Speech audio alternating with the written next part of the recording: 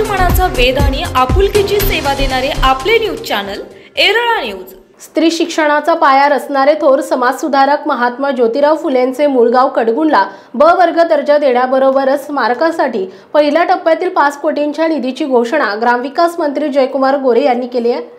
महात्मा फुलेंचं मूळगाव शोभेल असे काम करण्यासाठी आणखी लागेल तितका निधी देण्याची ग्वाही त्यांनी दिली आहे। यावेळी त्यांनी यापूर्वी केवळ औपचारिकता म्हणूनच प्रशासकीय कार्यक्रम होत असल्याची खंत व्यक्त केली आहे। कडगुण तालुका खटाव येथे महात्मा ज्योतिराव फुले यांच्या जयंतीनिमित्त आयोजित कार्यक्रमात ते बोलत होते।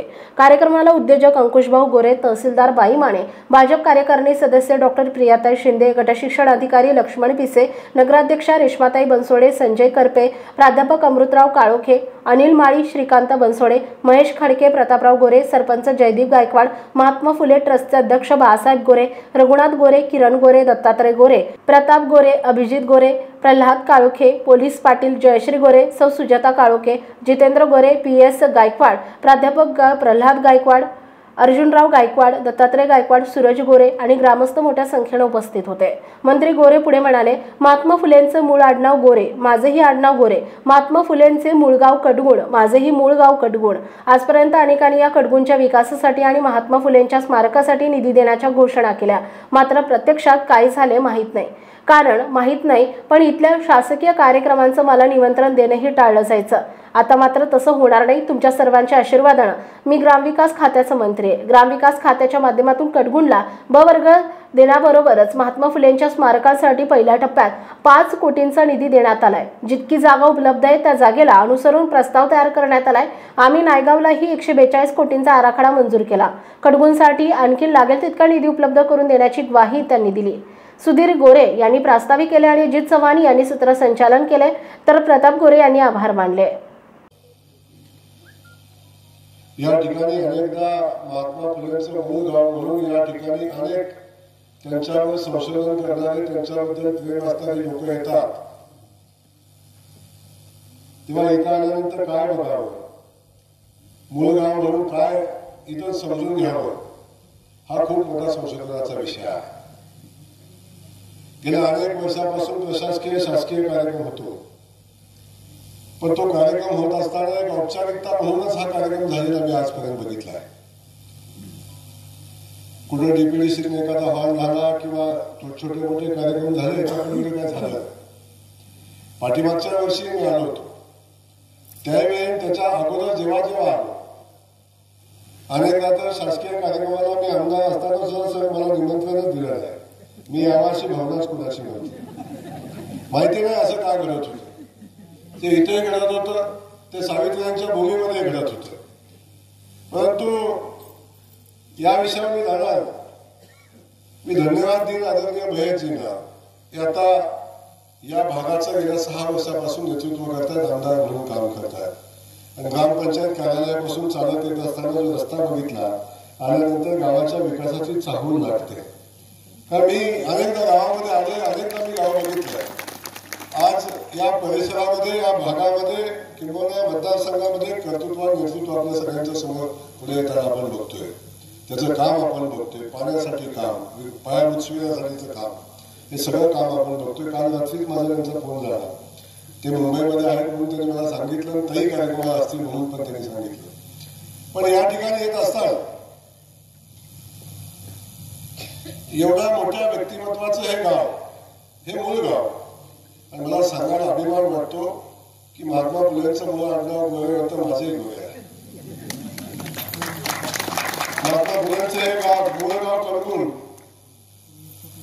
आणि माझ्या आजोबा पंजोबाचं त्यांचंही मूळ गाव कडगुण, त्यांचाच मी महाराष्ट्र माझे मूळ गाव कडगुण।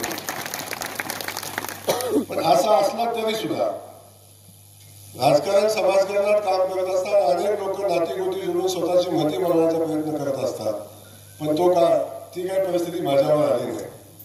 पण मी आज विनम्रपणे सांगेन, अनेक लोकांनी आजपर्यंत या सगळ्या व्यवस्थेवर राजकारण केलं। सर, सावित्रीबाईंच्या जन्मभूमीमध्ये आपण बघितलं असेल, 10-12 गुंठ्यामध्ये असताना त्यांचं घर ते तयार केलं, 2-3 कोटी रुपये खर्च केले, त्याच्यावर चाललेलं काम। परंतु मला सांगायला आनंद होतो, जेव्हापासून आपण त्या भूमीमध्ये लक्ष घातलं आणि आज सावित्रीबाईंच्या स्मारकाचं काम जवळजवळ 142 कोटीच्या आराखड्याला आता मान्यता मिळालेली आहे.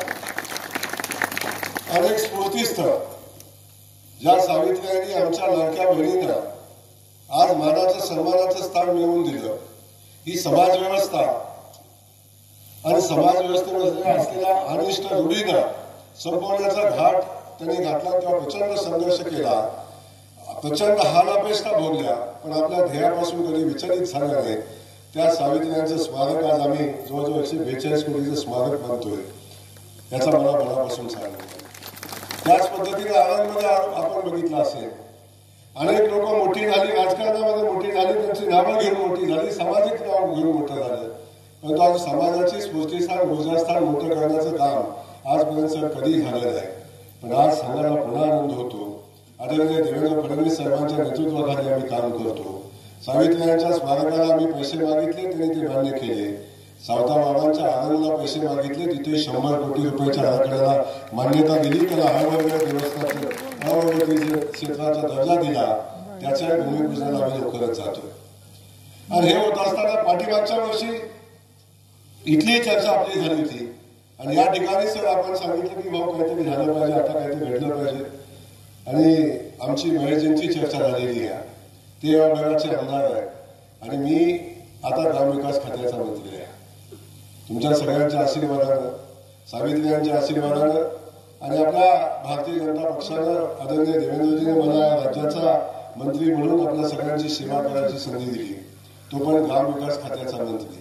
ग्रामीण भागाशी नाळ आहे, ग्रामीण भागाशी नातं आहे आणि त्या ग्रामीण भागातल्या विकासाचा जबाबदारी आज त्यांनी माझ्यावर टाकली.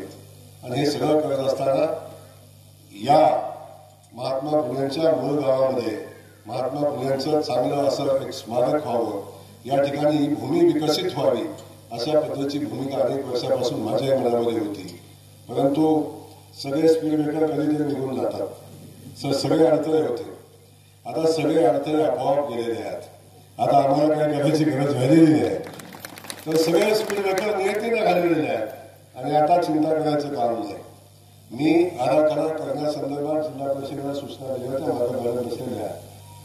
या भूमीमध्ये आता आपल्याकडे जेवढी जागा आहे त्या जागेमध्ये पहिल्या टप्प्यामध्ये 5 कोटी रुपयाचा आराखडा करण्याच्या सूचना दिलेल्या होत्या आणि येणाऱ्या 1 महिन्या 1.5 महिन्याच्या आत या भूमीतला पहिला 5 कोटीचा आराखडा या तीर्थक्षेत्र पर्यटनामधून माझा विकास आहे, माझ्या खात्याचा विषय आहे. त्यामुळं बळवर्गाचा दर्जाही आपण याला देऊ. ग्रामपंचायत देईल ना ठराव, ग्रामपंचायतीने ठराव घ्यायचं काम करावं, बाकी सगळं मी बघून घेईन. या स्थानाला बळवर्ग तीर्थक्षेत्राचा दर्जा आपण त्याला देऊ. आपल्यासाठी तीर्थच आहे, तीर्थक्षेत्रच आहे, त्याला आपण बळवर्गाचा दर्जा देऊ. आणि 5 कोटी रुपयाच्या पहिल्या टप्प्यातलं काम आराखडा जवळजवळ कंप्लीट झालंय. मी त्याच्या सूचना दिल्या होत्या, तो आराखडा मी बघितला आणि बऱ्यापैकी तो मला पसंत आहे. त्यामुळे आपल्याला पसंत पडेल अशा पद्धतीचा आराखडा या ठिकाणी आता तयार झालेला आहे. पलीकडच्या इमारतीचा विषय आहे, त्याच्यामध्ये काय करायचं बघू. समोरच्या इमारतीमध्ये काय करायचं, जागा खूप छोटी आहे. आपण म्हणण्याचा विषय आहे, त्याच्यामध्ये काही गोष्टी घडल्या त्याच्यापेक्षा वेगळा विषय होईल. पण मी एवढंच सांगेन, पहिल्या टप्प्यातले 5 कोटी देतो म्हणून थांबणार नाही. आमची आराखड्याचा मर्यादा जरी 5 कोटी असली तरी सुद्धा त्याच्यासाठी स्पेशल केस आपण करू आणि या ठिकाणी जे करायला लागेल ते करू. आणि इथला हे स्थान महात्मा फुलेंचं मूळ गाव म्हणून शोभेल अशा पद्धतीचे हे स्थान निर्माण करू, अशा पद्धतीचा. आणि आता याला फार वेळ नाही, पुढच्या वर्षी. एरळा न्यूजसाठी प्रतिनिधी शरद कदम आणि प्राध्यापक KB जाधव, कडगोन. आपल्या भागातील महत्त्वाच्या बातम्या पाहण्यासाठी आजच आमच्या एरळा न्यूज चॅनलला YouTubeवर सबस्क्राईब करा आणि बेल आयकॉन प्रेस करा.